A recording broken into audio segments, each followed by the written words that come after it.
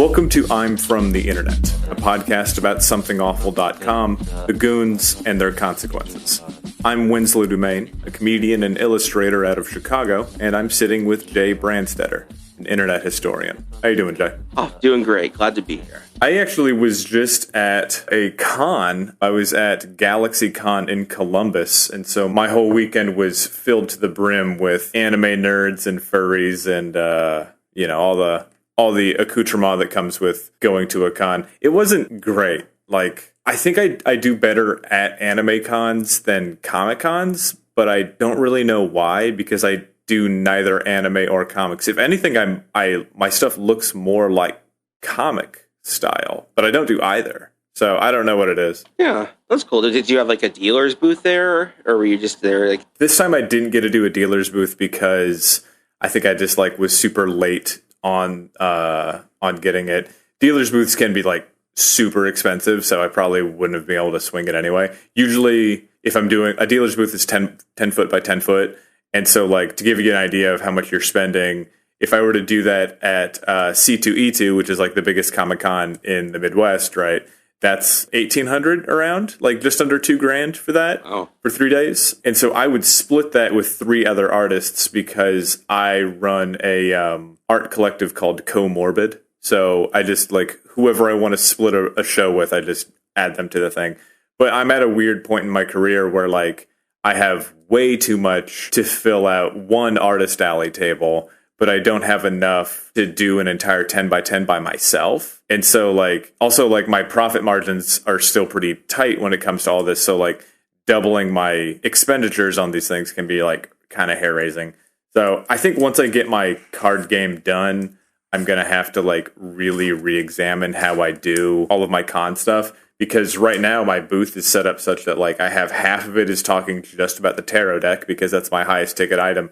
And then the entire rest of it is I have a child's casket full of prints, and then I have all my pins and stickers and all the other silly things and the bottles and stuff that I make. So it's very it's split down the middle of one side is just goofball bullshit, and then the other side is all of my fine art stuff. So it's a very fine art, but it is difficult to figure out how to make these things work. I've spent many, many hours just preparing to figure out how to do cons more effectively. Well, it's very interesting to get that kind of look from that side of it, because I grew up as a young adult with people who are organizing conventions, but I've never actually I helped my artist friends do their stuff there, but I've never gotten to actually experience getting to set one up. So that's really cool to hear about that. There's a little bit of a behind the scenes, but even the artists there are not necessarily behind the scenes, because the one that I was at most recently, apparently a bunch of the other booths got together and are writing a letter to the organizers of the con saying you guys need to be more discerning in your process of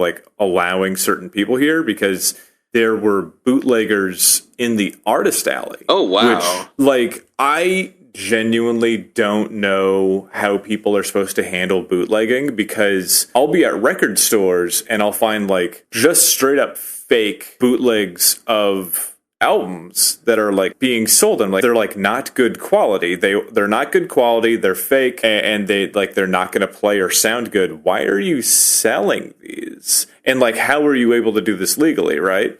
But every year that I'm at C2E2, right across from me is a guy that has a 20 by 10, and he's selling nothing but just racks and racks and racks of bootleg DVDs. It's a Blu-ray with every episode of Ed, Ed, and Eddie. He just downloaded all the streams. Or there'll be DVDs of Netflix only shows. And I just don't know how this gets by, right? Because my friend has an Etsy, and he was selling some stickers that were his drawings of characters from Dark Souls. And Bando Namkai emailed him saying you have to take this down. And it's this? What's going on? But I guess it's different when it's Artist Alley, because Artist Alley, it was yeah, you can't really automate that. It's a person is reviewing it all. Right. It was the person in the Artist Alley was straight up selling another artist's prints, which is different, I guess. I don't know. Yeah, that's not bootlegging a big theatrical movie or something. You're literally just stealing from artists at that point, small artists. No, I will say, because I'm surprised, kind of surprised it's still a thing, because my first convention I ever went to was MegaCon 2004 down in Orlando. And when they did that, like the bootlegging was a huge thing there, but I always thought that was just because like torrenting hadn't really become as much of a thing. So it was like piracy was still very much a physical media thing. Like I was a teenager and I wanted every episode of Invader Zim and I didn't have like BitTorrent or whatever. So I paid a guy $20 and got a bootleg DVD with them all on it. And they were in horrible quality, but I had every episode. So I've got that going on and been getting a lot of good feedback on the pod so far. Got a lot of people commenting and getting involved in it, and that's very cool. And please, like and subscribe. Tell us what you like and throw us a review. Reviews would be really helpful, and hopefully we can get this thing to be a little bigger than what it is right now, Yeah, reviews are what the major thing in those algorithms, and that's how people who are maybe outside of the direct contact with us would learn about it. So yeah, that would be very helpful. And also, it is very nice. I've gotten messages from some of our listeners, from people who are like former goons, reaching out and talking about how nostalgic it makes them and how excited they are. So it makes me really happy I'm doing this. I feel like being a goon is like being a Marine. Like there are no ex-Marines, Like a goon is just who you are. It's like being a cannibal. Yeah. Once you make that choice, you're just saddled with that for your life. You're just a non-practicing goon. Well, what do you have for me today? All right. Well, I guess to start off, what are your thoughts on the TV show Mystery Science Theater 3000? Like, give me your type 5 on that show about the funny talking robots making fun of the movies. I'm going to be 100% real with you. This is like one of my big issues as a comedian and as like a person who wants to make the world funny. I have like such an enormous blind spot for like almost all media. Like I have never seen any MS3K. I've seen one of the Star Wars. I saw the one with Dooku in it. I don't know which one that is. Star Trek, never seen it. Like I have never been the kind of person who can just like settle down for long enough to like watch something, much less watch somebody else make some jokes about it. Though I think I did see. Are they the only ones who do the talking over the movie? Riff tracks. Riff tracks. That's different. No, right? it's the people who did Mystery Science Theater. Some of them split off and did their own things. That's like Riff Tracks and Cinematic Titanic. They're people who worked on Mystery Science Theater and then left the show and then went independent, basically. Okay, yeah. So then I've probably seen.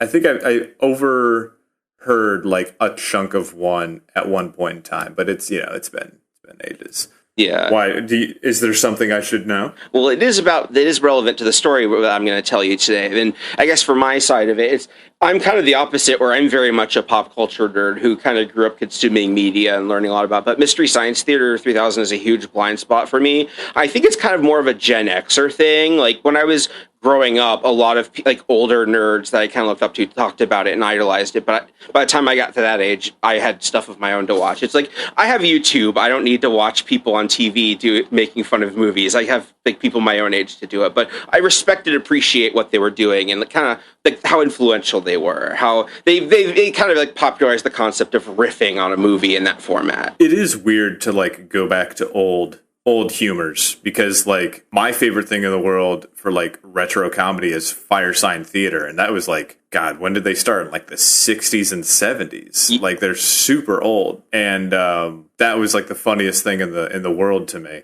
Whenever I try to play it for somebody else, they're just like, what is this like bizarro stoner old man comedy that you're playing for me? I'm like, no, this is what made me and my dad laugh on road trips. Like, what do you mean you don't like it, My dad would play Jeff Foxworthy tapes to me, so... Oh, yeah, that's a little different, right? Yeah. So the reason why I asked that is because relatively one of the most infamous episodes of the show is about a movie called Manos, the Hands of Fate. Do you have any familiar with that movie at all? I do not. Well, Manos, the Hands of Fate is considered one of the worst movies ever made. The story behind its production is like its own episode of The Dollop or something, I think. But basically, a guy who was a fertilizer salesman who had never worked in movies before kind of like had a big head and was like, I think I could make a movie. So he made this independent film with like local people. He shot it in Texas. And it is like just the movie itself is just very surreal and dreamlike and weird. And it's just it doesn't feel like a movie. It breaks so many of the rules of filmmaking in a way that is actually kind of hypnotic and interesting. So it's a very beloved bad movie. And I'm a big fan of outsider art in general. That's a great way of thinking. It was shot in the 60s, so it's very much like this like weird 60s outsider art thing of like all these people just on this like the movie is about a family that goes on vacation, and the house that they go to winds up having like a weird goat man and this devil man who has like a cloak with hands on it, and then they like do a weird thing with all these women dancing in lingerie and everything. It's very surreal. Like you could like put it on with it muted and music playing over it, and it'd be like a really cool thing to have on the background at a party. Okay, when was it made? Here, I'll actually get the specific date just to be sure. In 1966, American no-budget horror film by Harold P. Warren. He wrote, directed, produced, and starred in it. It was one of those types of movies. That makes me think of the time when I was in a creative writing class and we were watching a trailer for a show, or for a movie that was going to be called Worst Case Scenario, which looked dope. It was a Nazi zombie movie, but it had its own sense of humor, and like the costumes were really incredible. And it won Best Trailer at a movie trailer competition. Like, it was never supposed to be a full movie. They just made the trailer, right? Then I was like, yeah, I told my friend, I was like, yeah, but obviously they're not ever going to make it because they would need a lot more funding, and they didn't get the funding. So, and he said, what do you mean they're not going to be able to make it? How much could it cost? All you need to make a horror movie is just a guy in a mask. And I was like, oh, man, that's not how any of this works. Yeah, we're going to get to go over some of the details of that as part of this story.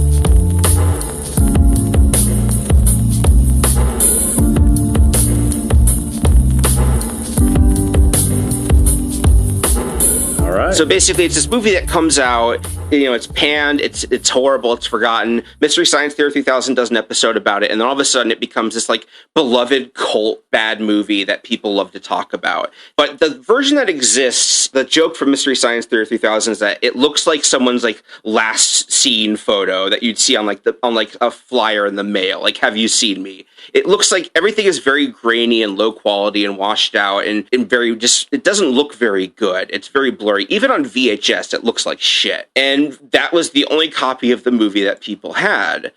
Until one day, on November 22nd, 2011, in Cinema Discusso on Something Awful, a poster named Ben Solo, he created a thread titled, Why I'm Saving Manos the Hands of Fate. And he talks about he was in San Diego rummaging through a storage space full of old film at like a rummage sale, and he's posting pictures. He found some film reels at this rummage sale. And if you want, we can read directly from his post here. I've been tipped off about an eBay auction that no one had bid on, probably because the freight was too high. It was boxes upon boxes of 16mm and 35mm film, titles that had been lapsed in the public domain, all of which had belonged to the distributor called Emerson Films. Emerson's properties were familiar to anyone who had watched Mystery Science Theater 3000 back in the day, and had a few familiars that jumped out at me. 6 copies of The Atomic Brain on 16mm, Hamlet on 16 and 35, 2 copies of Manos, The Hand of Fate, in 16mm. A piece of film history, I thought, only half sarcastically, not intending to do much about it. But the more I thought about it, the more I was wanting to get back to the 16mm collecting, which is a hobby that can have an enjoyable social side to it. Who doesn't like to host a movie night and show actual film? I emailed the seller and made an offer on a small slice of the collection, about what you'd expect to pay for about 2 or 3 16mm prints, and offered to pick them up. I've decided I'd like to own the Atomic Brain and Manos, assuming they were in good enough shape. I got a reply the next day. You can have all the boxes. You can choose to eliminate some of them, so be it. We are moving to Florida on the 27th, and we don't want them to be part of the move. The following Sunday, I was driving back from San Diego with my car completely stuffed, with a bill of sale tucked into my dashboard. In Los Angeles, I knew I could flip and sell the prints I didn't want, and more than break even. I had looked at a few reels on the loop, and I found them in great shape. No acidic odor. The one Manos reel I had been able to expect was a little faded, but otherwise good. Considering its rarity, it was well worth the trouble. I looked forward to checking out the others. When I got home, I found the other copy of Manos. Immediately, I saw the label, which read Workprint. And there's a picture of the film cans. There's a picture there of the film grain. With, like, the developer's label on it. Whatever that means. And I mean, I think I know what it means. Yeah, so And there's also an alternate title written on one of them. It says Fingers of Fate instead of Hands of Fate. Fingers of Fate. So yeah, this guy, he finds these rolls of Ektachrome film, and he found the work print for this cult film just at someone's rummage sale. That's pretty... I mean, so I don't know if I've actually said this, but when I was on tour with Derek Sheen, we're both like antiques nerds. And so I went to a bunch of antique stores, and I found a little tintype, like from 1840, of this gorgeous, it was like very faded, this old lady. And I told the guy, I bought it from the guy, and he said, when I was going from shop to shop one point in time, and I was at like an outdoor sale, and I found this lady selling about 400 of these for $1 each. And in each of them, there was a picture from the 1960s of the Grand Canyon. And I just bought them all as a lot. And then as I'm driving home, I pop out some of the Grand Canyon pictures, and I realized that all of these were Civil War soldiers, which is like a staggering find. Like each of those is like a few hundred to like thousands of dollars, and he just had a case of them. Like it's something that's so incredible that like it goes beyond I have a thing that's worth a lot of money and I can spend the money to buy things that I like, to like I have found something that I can contribute to the history of my country, And that's why I love this stuff. I'm a junk hound. I'm a crap hound till the day I die. And so finding old weird stuff, like just behind me, I have an enormous bowl of old films that I have yet to like research. So this is it speaks to me on a very dear level. Yeah, you had talked about antiques before, so I thought this would be right up your alley. Oh, big fan. Yeah. And so he found this work print of it, and the thing is, it looks really good. Like, these pictures of it, it's these bright colors, the way it's shot, it looks very kind of haunting. And in the document, I put a comparison. Like, this picture here is what the version most people have seen looks like. That's like what the DVD looks like if you bought it at the time, where it looks like shit. It's like washed out. Right. But this one, it looks very clean and colorful, and you can see like more details on them. It looks like it looks like a completely different movie. These look incredible, and also like one of the best gifts I've ever gotten is a really nice. It's not even that nice, but it's a flatbed scanner, and so like I could take old films like these and scan them in at like insane DPI, right? So like I would do these really intense ink paintings that are like you're just mixing ink on Yupo paper, right? Yeah. And then I would scan them in at like 2400 DPI, and it would take all day, and the file would just be staggeringly big. But like when you're shooting on film, you can zoom in on that essentially forever. When you're working with things like this, when it's actually like a properly developed film, you can get down to like the finest grain. It's just the most incredible stuff. Oh yeah, this is also going to be a nice episode for a listener to learn a little bit about like physical film, because I came of like I love film, so I know a little bit about physical film, but all the times I've actually worked with it has been digital. So this is kind of a neat little story about physical film and how it's a chemical process and how it's developed and preserved and things like that. If this whets your interest, there's a YouTube channel called Technology Connections, and if you are a very dry nerd like me, I love technology. It's just the best. Oh, he's the best. Yeah, he's so interesting. Yeah, his sensibilities are very similar to mine. Like he has some very good photography ones as well.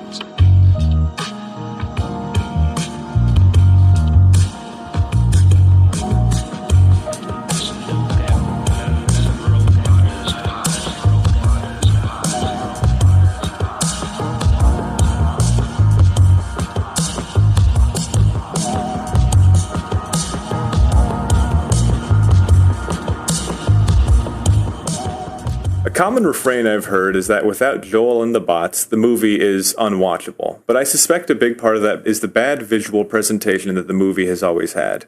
When you divest Manos of its grimy, unpleasant patina, you are left with an amateurish, weirdly edited small-town horror film.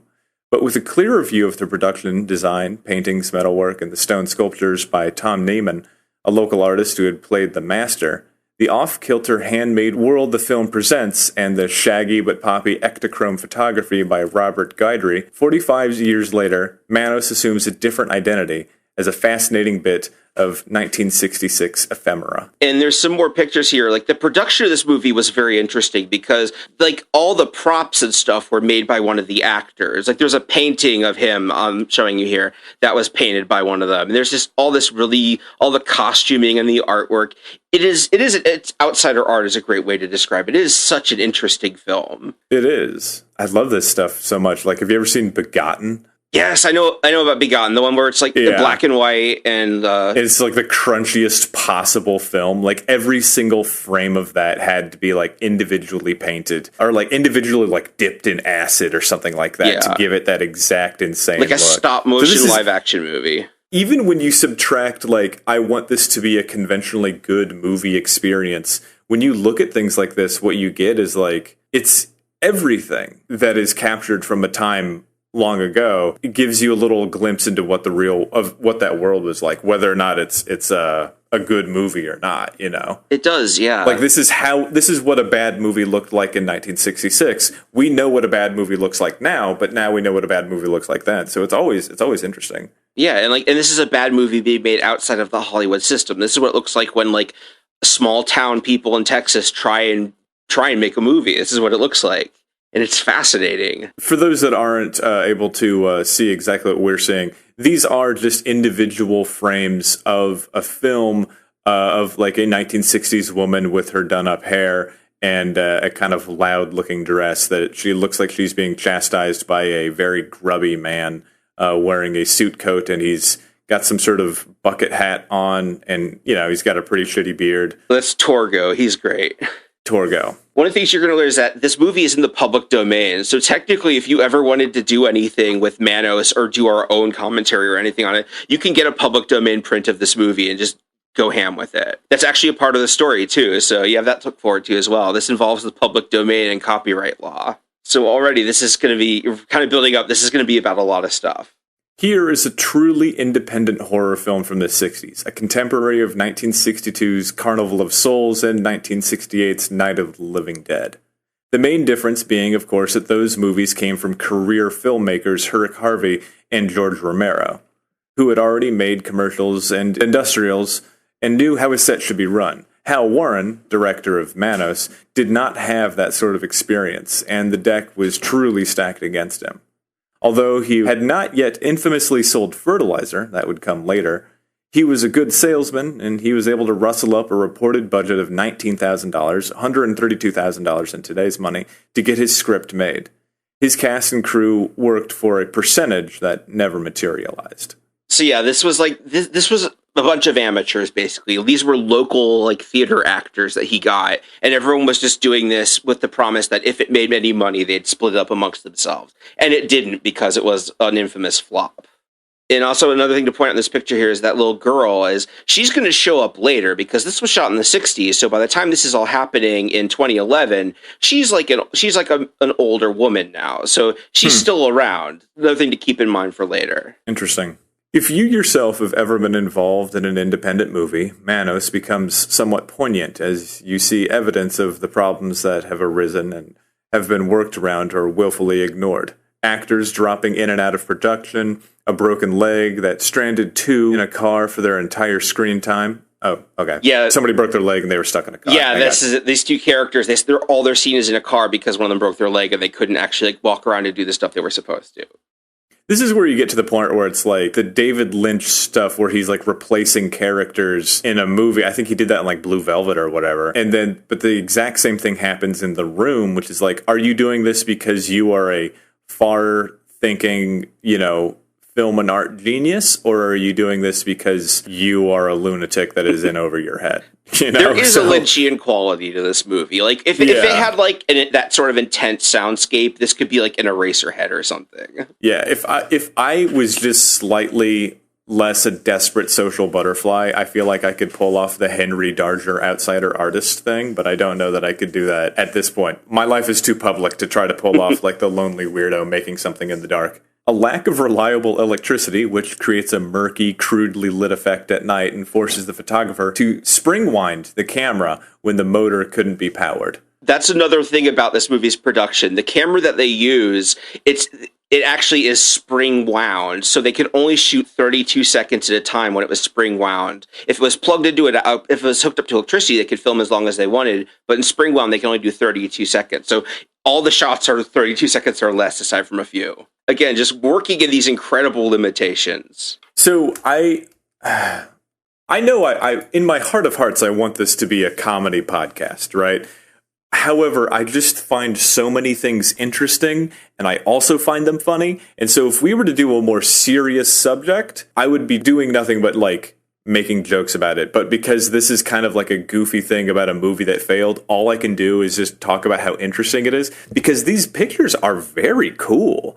Like, it's this young girl in a kind of a boxy dress. She's got clean white socks on. She's wearing sandals. It's a very dark place. She looks like she's standing on like a dirty floor, and there's like a concrete wall just behind her, but it's all faded to black. And just further behind her, to the left of the frame, there is a better lit concrete wall that's very dirty. So it kind of implies that she is somewhere in an underground location. But the girl is holding on to a leash that is connected to a dog, looks like a Doberman Pinscher. The whole frame is so dark that the dog is completely black and fades entirely into the background, which gives it the impression that she is holding on to a leash of like to an animal created of just darkness.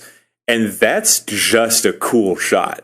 Yeah. That's just a really interesting looking thing. I mean, you can see the dog's legs coming out of the dark, but like it's still like the implication of this is just so interesting and eerie. Yeah, like between the writing and the pictures that he picked, you could tell Ben Solo, this is someone who is both very passionate about film and also is like very knowledgeable about, like, he knew which ones to post. He knew what looked cool. He knew what to post to be like, this is something worth preserving and saving. And really, I'm gonna tell you up front, this whole thing is basically about how this poster, Ben Solo, what a mensch he is, how cool he is, and like how much stuff he did in spite of all the crap he had to go through to do it. So right from the beginning, this guy rolls. I'm just telling you up front. Animals that were unwisely written into the movie and refused to cooperate, which is the caption in the last one. Is another odd kind of mussy-haired, looks like a young girl, clutching onto an animal in the back of a convertible. It's all very relatable stuff.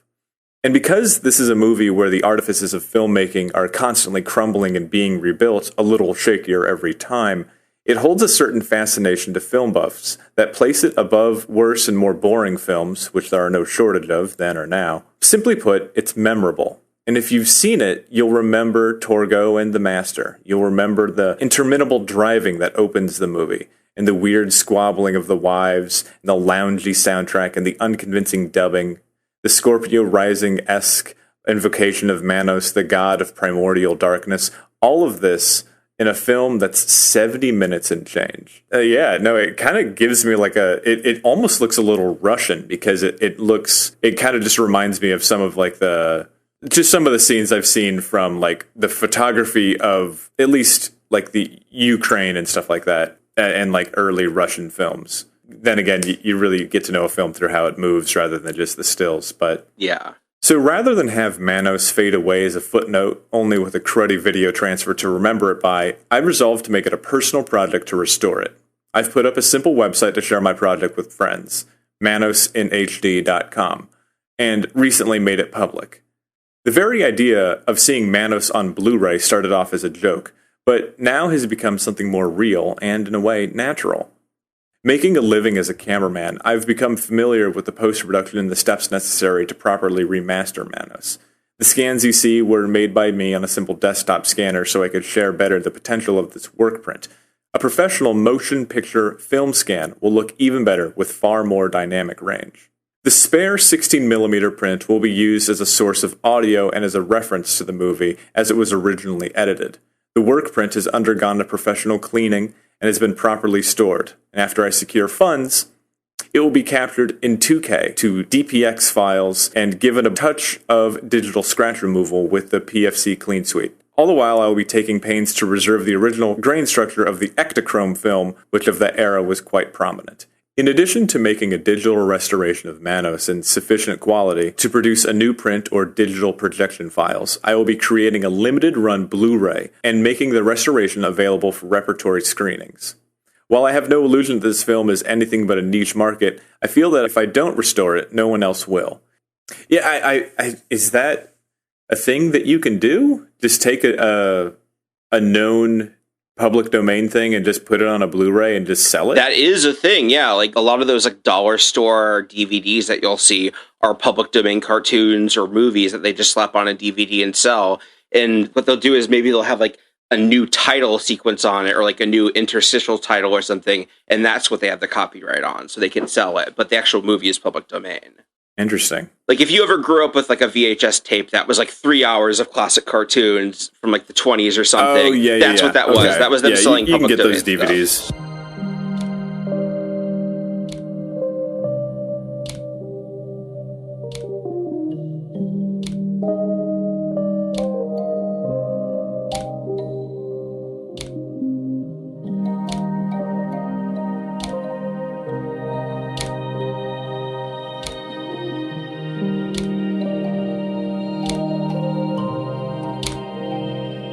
Film restoration is something that too often falls by the wayside in troubled economic times. Though it's doubtful I will change anyone's mind about Manos, I would like to send a message that every film, regardless of the place that it holds in movie history, deserves a fair shot to be maintained and presented in the best way possible. Although I hope and pray with every fiber of my being that 45 years from now I won't hobble over to my holo computer and see a thread about this for Meet the Spartans. Yeah, that's true. Jesus Christ. Ah, man, I remember those movies. The whole origin of... I think that's the origin of red letter media, is like the wave of dog shit movies with bright red titles. Yeah, I'm so glad the blank movie people like cannot find work anymore. That was a horrible time to be around for movies. And I've seen more of those than anyone should have. And so yeah, this is the big OP. This is his big sales pitch. And I think he did a great job. He really pitches why this movie is worth preserving, what a great find he has. Like, of all the people to find this is like the best possible person to have found it. It's in good hands. It seems like this is like a really good place for this all to start. It's a gift that we're able to see some of these things, you know? Yeah, there are so many movies. Like I think something like 75% of all movies made before 1930 are lost forever or something. Like just because studios that made these movies didn't think it was worth preserving them, and it's only because people would go out of the way to record or save them that we eventually were able to save and restore them. So this really is like history. This is a really cool find. Like all of like the first season of Doctor Who is gone or something like that. I remember reading that somewhere. Yeah, and in the thread itself, for people who will read the document, there is some talk about that too. Is people just kind of the thread itself is very informative, as talking about lost media and how this happened. So I'm sort of an admirer of the lost media community. I've even uploaded some stuff that like technically was not online until I did it, so I've contributed a little bit. I think it's a worthwhile endeavor, and it's a cool scene that exists. And so after they introduce this, there's a couple posters just sort of gushing about it. Everyone's very excited. People are talking about the usual, like, you know, getting a distributor. One poster shows up I want to mention, Egbert Seuss. He's worth mentioning because his original name was Og Ogleby. He's a film restoration guy who worked on, I think his most well-known thing is he did The Thief and the Cobbler, the recobbled cut. His whole thing is that he's really into film restoration and like taking unfinished movies and preserving them. So he has tons of resources. He's given this guy like an email at Criterion to send it to, like the UCLA Film and TV Archive. So not only is Ben Solo a gifted steersman, but the Goons and Cinema Discusso, these are people that know movies and work in movies and are passionate about it and are giving them a lot of resources. There's a DM function on Something Awful, right? Yeah, if you have platinum, you can DM people. Okay, yeah. So how prominent was people having platinum? You have to pay an extra $10 for it. So I think a lot of people don't have it, or some people would even gift it to other people so they could send them DMs. Oh, okay. Because I just see somebody posting somebody's email just like that. I'm like, wow, you're just throwing that right there? Okay. And then people are also saying that they're willing to financially support it, saying, like, I don't even own a Blu-ray player, and I would buy one. And this all starts happening, the date that this is posted, November 22nd, 2011. So this is, like, right before Thanksgiving. Right. So he does this post, and then a few days later, Bill Corbett, who is one of the Mystery Science Theater 3000 people, found out about it on Twitter. Already, this is starting to spread outside of Something Awful. And then there's kind of a bit of foreshadowing here. A poster named Evil Mastermind posts, at the risk of being a party pooper, who actually owns the rights to Manos? It was re-released like 2 months ago by Shout Factory as part of the Mystery Science Theater 3000 special edition. And people are pointing out, no, and it's in the public domain, because that's one of the things about the movie. When they printed it, they didn't print the copyright information on it. And this was back in the day where if you didn't specifically print the copyright notice on the title, then it wasn't copyrighted. It's the same thing as why like Night of the Living Dead is public domain. Oh shit, I didn't know that. Yeah, the original George Romero movie. I think that's why there's like, you can see footage of it in other horror movies. Because it's public domain, like, so anyone can use it. And sort of an equal bit of like recursiveness was from one of their Photoshop threads. Somebody made like a Criterion cover of Manos, The Hands of Fate, and people are suggesting, hey, maybe we could actually use this as the cover, which is cute. But Ben Solo, he's talking, he's following up on it, and he's talking about developing what he's doing. And there we go. He comments on the copyright question here. If you could read the highlighted part there. The big question mark for me, and something I will be consulting with more experienced people to answer, is whether the restoration of the work print will be sufficient to earn a copyright as a work in its own right. I mean, I have a pretty broad view of what is and is not art, or what is and what is not original. But yeah, I think that you could argue that if you make substantial enough changes to the original, straight up, just the result of the film on the camera, you could argue that that is like a new work. Like, editors are so incredibly powerful. Like, they can change the nature of an entire movie. The movie itself might be public domain, but if you re-edit it, then your edit of it could be a copyrighted work. Or in this case, the restoration would be. It really kind of gets into the neat thing of like how you can own a work and how many different ways it can be owned. It's very complicated, and that's why there's just so much nuance in this, and why there are so many different legal issues with it. So, but they're trying to figure this out, and he's giving his estimates for this project, how long it should take. If you could read the highlighted bit there. It's looking like a 6-month job from start to finish, unless something crazy happens. So a 6-month job, and that's his original estimate. Just remember that. Okay, now that you've highlighted that, that tells me that this is going to be a absolute disaster. Yeah. So here we are. So now the next day, November 23rd, they get featured on Badass Digest. The next day, Cinematic Titanic, which is something that some of the Mystery Science Theater 3000 people work on, they know about it. So those people are all tweeting about it. It's funny that if you really want to get the attention of somebody who's like much bigger than you have to like really work through all of their friends before you can get their attention. Like, if I wanted to get the attention of like a bigger artist, I have to figure out where that artist gets their news about art, and then like try to work my way into their view. You know what I mean? So it is funny that they're having to like work their way up. Yeah, that is a very interesting thought experiment. Like, if I had something like this, how would I get this to the people who needed to know about it? Like, I think right. The best version of that is imagining, like, if I needed to tell something to the president of the United States, how would I get that message to them? And just like thinking the way through it. Because like there's just such a wall between artists and, you know, the public at large. I mean, even for me, like, I'm nobody, and I get constant fucking DMs, and I'm just like, if somebody really wanted to tell me something, they would have to like break through a few different layers to talk to me. I mean, I can't imagine if like MS3K is like, you know, those guys are a household name. So yeah, because anyone who's that big, they're getting pinged so much. There's just so much noise you have to get through. It's like, that's why if you ever like DM a popular account or something and they never read it or reply, that doesn't mean they hate you. It just means that, like, you know, they're busy. They got a lot of stuff going on. And so people are trying to help out. They're making vectors of like the title. It makes the front page of Reddit. People are making little like flyers, like lend fate a hand with the Manos HD website. And then Mike Nelson from Mystery Science Theater 3000, who has a Something Awful account. Hey, Rich, it's me, Michael J. Nelson. Michael J. Nelson, how are you doing? Because a couple years before, Lotax actually was working with RiffTrax. He did a commentary with him on the movie Troll 2. I even posted the little picture of their poster they made for it. And also, Lotax made some videos that they showed during the live RiffTrax performances on the Fathom events. I actually attended one of those and got to see it. So that's another funny thing about Lotax and his whole, like, his long string of fuck-ups. At some point, he got in with this successful, like, these people are still working now. They have, like, their own streaming service and everything. And, like, he could have been a part of that, but he just fucked it up. Yeah, he just fumbled the bag every possible way. Yeah, so here's the real Mike Nelson on there is like, yeah, I'm interested in this. Let's talk to you. So to go even further, November 30th, 8 days later, Roger Ebert, who was still alive when this was happening, tweets about it. The miraculous story of the rescue of Manos, the hands of fate, and a cache of other prints headed for the dumpster. So yeah, that's crazy. This is just this part alone is interesting in how something from 2011, this is like well past the glory days of Something Awful. It was already kind of obscure then.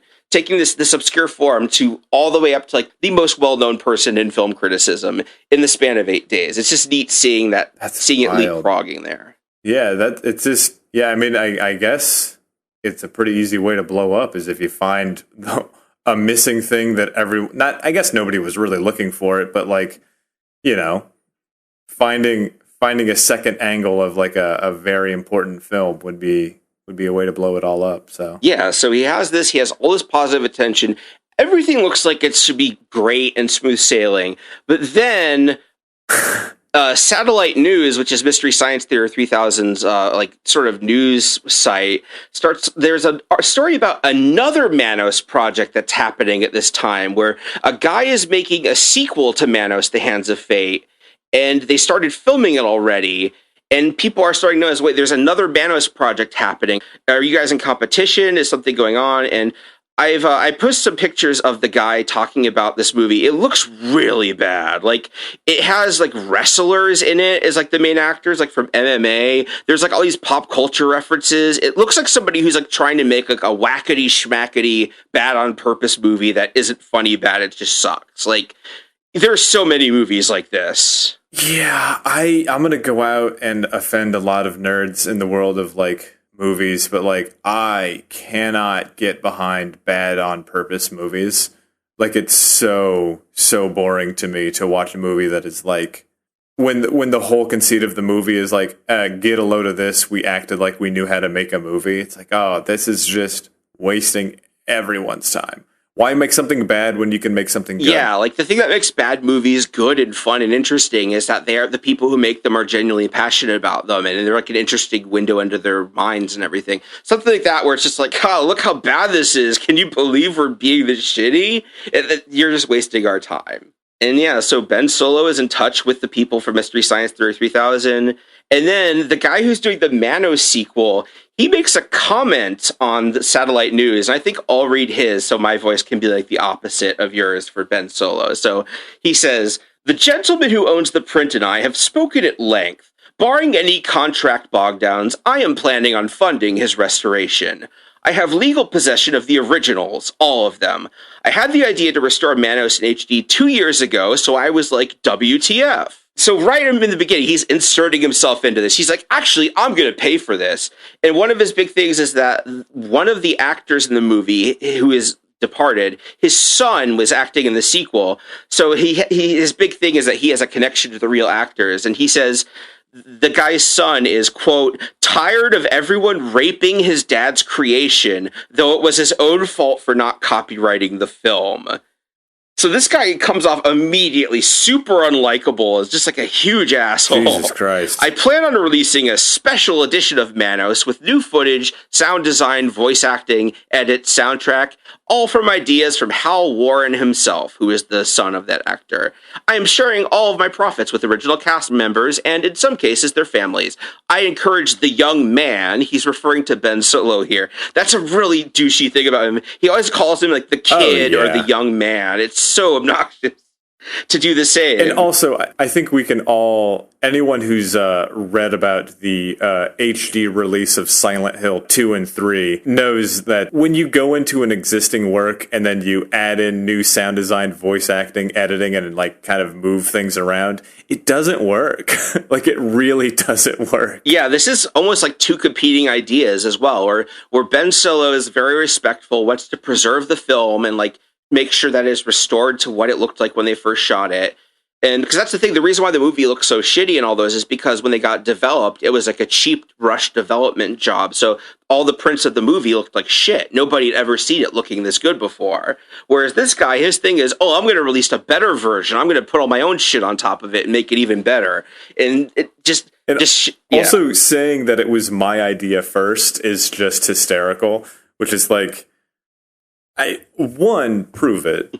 And two, like, I don't know. I mean, I have legal possession of all of the originals. Well, you clearly don't, because this is all because a guy has access to it. I don't know. Yeah.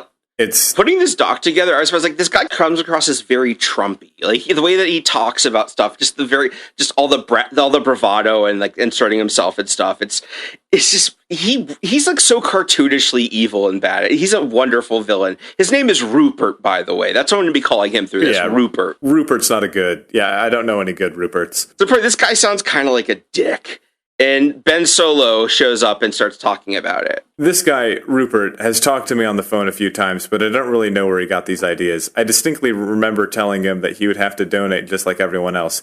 He did offer me a smiley, quote, percentage for compensation, though. Yeah, everyone is immediately just calling out what an asshole this guy is. Jesus Christ. It makes me think of, like, you see somebody running to finish the race, and then basically you have somebody waiting at the finish line, and then they just jump into the race and try to run the last 100 yards to like take the first place title away from whoever actually ran the race.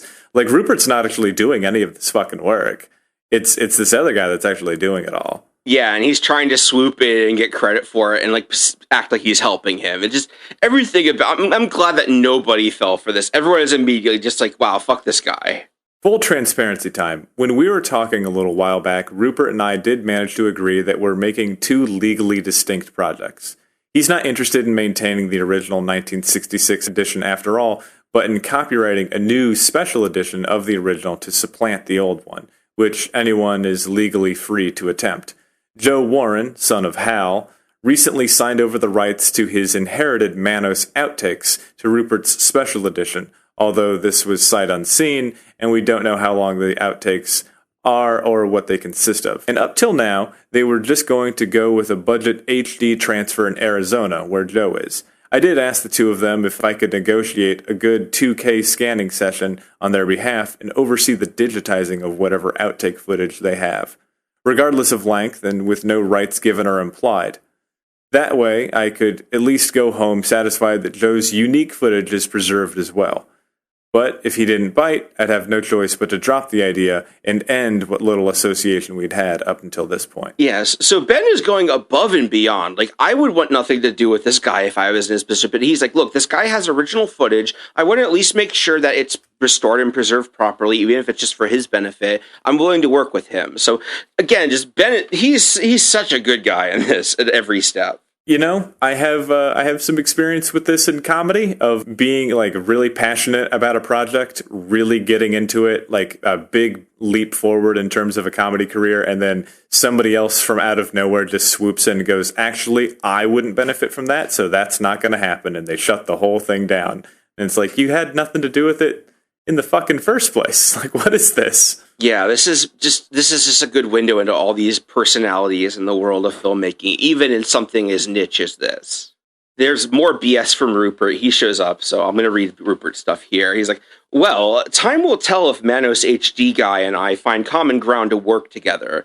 I feel we recently had a good chat where both sides were understood.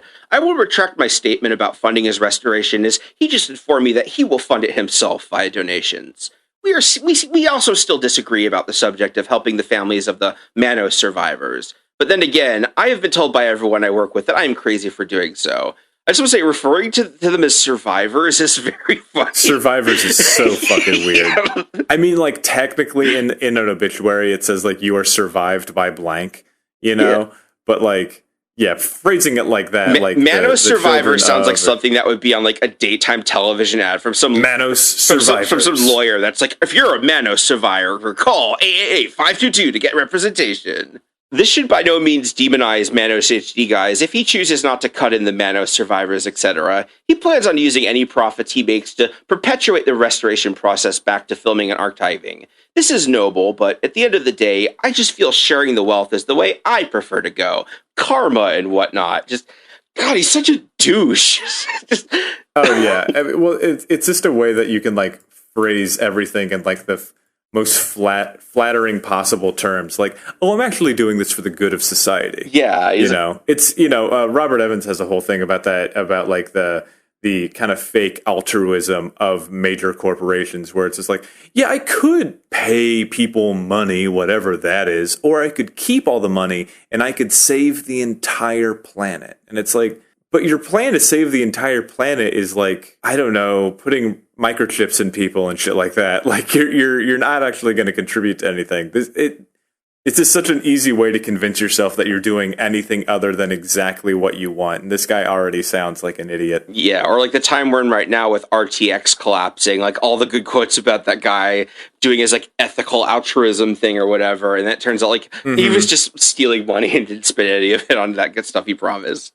And I did offer him percentages for his service on my special edition, and furthermore offered him opportunities moving forward with my sequel. Again, to set the record straight, I think we want the same things. I just prefer not to be competing, rather working together for similar goals. I think Manos HD is a good kid with his heart in the right place, but I also hear the other side. The side of people profiting off of Hal Warren because of his epic mistake, public domain, etc. I am working hand-in-hand with Joe Warren, Hal's son, who is the living authority on Hal and explicitly knew his dad's wishes and ambitions as to what to become of the footage and film. I am here to make those wishes a reality and to make sure his family is compensated.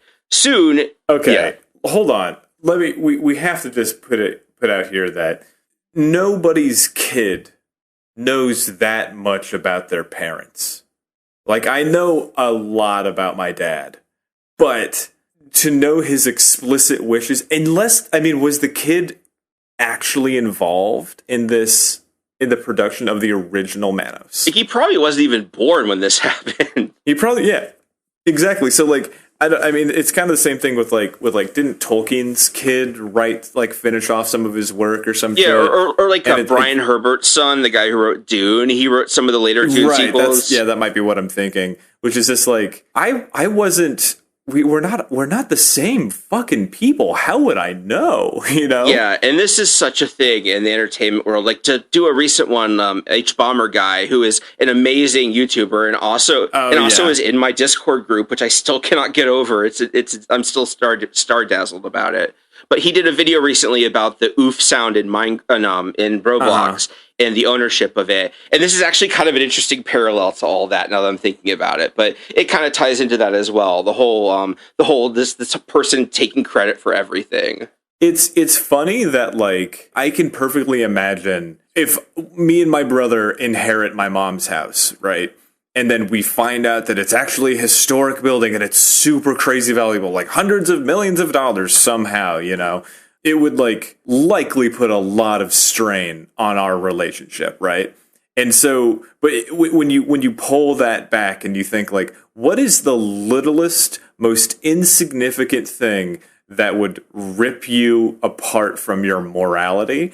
And it's just amazing that, like, people can be made into such dick. I mean, maybe this guy was a dick all the way through. It kind of sounds like he was, but like, he is fighting tooth and nail and being so fucking smarmy over like a bad movie. You know, yes, it's a piece of history, sure, but like, this dude just radiates such wildly dickish behavior. Yeah, no, it's so over the top. Like, this guy is like Billy Mitchell levels of villainy.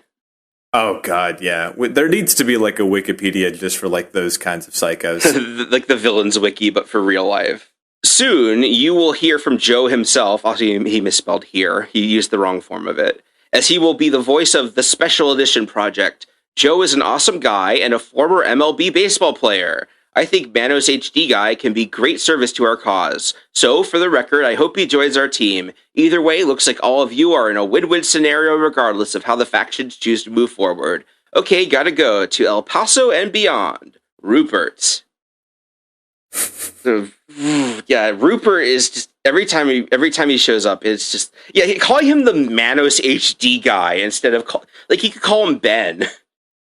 And so now here we are, and it's December, and Ben Solo is at the Pickford Center for Motion Picture Study. Like, he is going out and doing stuff, and like he's whining and dining, hustling and bustling. He's budgeting a fundraiser. He's talking to people that do restoration. Someone who has the same scanner that the Criterion Collection uses for their film scans is going to be doing it. And he's showing some of his scan demos. Wow. Like, there's the one from Mystery Science Theater 3000, and then on the bottom, it's night and day. Oh, that's crazy. Yeah, because the one from Mystery Science Theater is like completely washed out. Like the blacks are kind of like a muddy brown. You don't even get some of the color. There's no blues in it. It's like when they developed it, there's no blue. Yeah, I guess it's funny, like you'd have to really go out of your way to make a movie look that bad on purpose. And so when you see what it really looks like, you get like it's a very different scene. It also carries very different emotions because you actually can see the character's eyes and like more of the musculature of his face and stuff like that. That's interesting. Yeah, the guy who plays the master, like he has an interesting face and he has like a good creepy stare. Like he is an interesting presence in the film. Mm-hmm. And so now December 12th, it's on NPR. They interview him and they talk about restoring it. This is continuing to blow up. We get the detail that Rupert is planning to redo the entire soundtrack for the movie with his own music. So, again, just more egotism from Rupert. Power Man 5000 the whole way through. Kung Fu Radio. Just the entire Tony Hawk soundtrack. So he launches a Kickstarter for Manos the Restoration. The goal was $10,000. He gets $48,000 with 818 backers. Mm-hmm. Everyone is into this project. It is going beyond expectations. Super successful. There's a link to the Kickstarter in the doc if you want to check it out. In Fangoria, so now we're up in January of 2012. Fangoria does an article about the Manos sequel, and they interview Rupert again. We have some more fun Rupert stuff here. We, the people who represent the original cast in all things Manos, have been working on the HD restoration for over 14 months, he says. Recently, some kid who found a print of Manos at an auction is trying to cash in with the same idea. Myself and Joe Warren do not acknowledge, recognize, or approve of what this kid is doing. In the end, we just ask that the fans hold on to their money and wait for our version. It will include tons of never-before-seen footage, plenty of extras, cast and crew commentary, interviews, plus surprises. And the proceeds will go back to Joe Warren and the Manos faithful. So he's not only... He's actively trying to fuck them over now. This is, like, so crazy, like, how aggressive he is. So, do we know more about Rupert? Because he's talking like rich guy. Like, he's talking like he's got a lot of money, and, like, I know a lot of egomaniacs that don't have a lot of fucking dollar to their name, but, like, he definitely talks like someone who's always gotten what he wanted. Yeah, like, we're going to have some more developments with him as we go along, but I don't really know too much about him. One thing I'll say is Rupert isn't his real name. I didn't include his real name in this. People dug it up, but, like, even though this guy sucks, I don't want to dox him. So, right. But yeah, so, this guy... I mean, and if his name is like Leslie, you do have to tell me this is a comedy podcast. No, unfortunately, no. It's not really an embarrassing name or anything. It's just something like Steve. But well, why did he change it? It's just his stage name. Like I guess he's thought Rupert sounded cool. He's a guy who wants to be called Rupert. It's so funny because people ask me, I'll be like, "Hi, I'm Winslow DeMay," and they'll be like, "All right, but what's your real name?" I'm like, "Man, Winslow is not that crazy of a name, but." Yeah, no, that's the mouse from Cat Dog. Everyone knows Winslow. Yeah, exactly. And here we go. Here's some stuff from Ben Solo. If you want to read the highlighted bit, this is a very fun detail about who Rupert is. The score will be written by Rupert, who does incidental music for reality TV shows for a living. His credits include Keeping Up with the Kardashians. If I had accepted Rupert's original proposal, my restoration would be included on the disc as an extra feature. So he's a reality TV guy. So that explains a lot. Right. Like he has like rich fail son energy, but also that he works in reality TV. So it's like, of course, the shows that are all about like bringing out the worst in people would attract someone like this. Absolutely. And also, so his whole thing is that he's trying to like sweep this up under his production and have them just be relegated to an extra on his project. And of course, Ben Solo is not going to do that because he's too smart for that. So this is the first more scans. This is the first 2K scan he got, and we've seen the picture earlier. So again, this looks incredible. This looks fantastic. Yeah.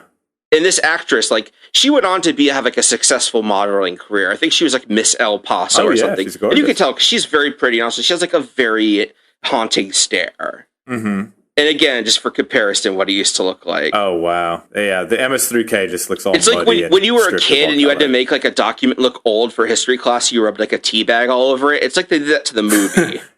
Right, yeah, it looks like she's just been printed onto the side of a brown paper bag. Yeah, and this is a deep dig for something awful, but in the middle of the thread, A-Trek shows up talking about his Star Trek The Next Generation animated GIFs. Like, it's kind of funny because we're talking about this guy who always inserts himself into stuff, and here is a guy from the forums who's famous for doing that in more ways than one, but showing up and being like, hey, I did a bunch of GIFs. Maybe it's related to what you're doing? I thought you might like to know. Bye. I mean, I guess you gotta get your name out there. Yeah, I mean, I'm learning that the hard way. Self-promotion is a good thing to do, but yeah, there's ways to do it.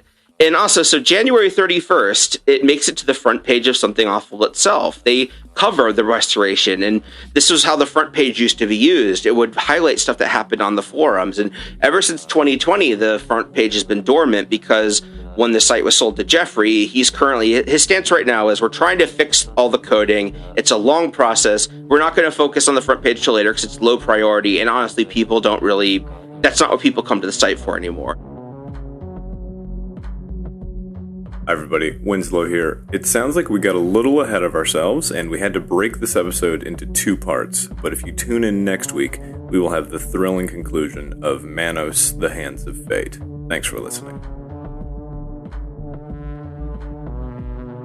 But yeah, if anybody's I'll be at Anime Zap in Peoria, and if you're in Louisville this February, I'll be at Oddities and Curiosities, and I'm going back to Peoria for Peoria Comic-Con, C2E2. And then, you just go to my website. You can see all the other dates that I'm at. I'm going to be all over the country. I'm sure the master won't throw us out. Well, how about it, Torgo? I'm From the Internet was created by Jay Brandstetter and Winslow Domain. You can contact us at IFTIpod@gmail.com or at IFTIpod on Twitter. Intro and outro music by Steve Is Broke. Audio engineering and editing by Killhamster.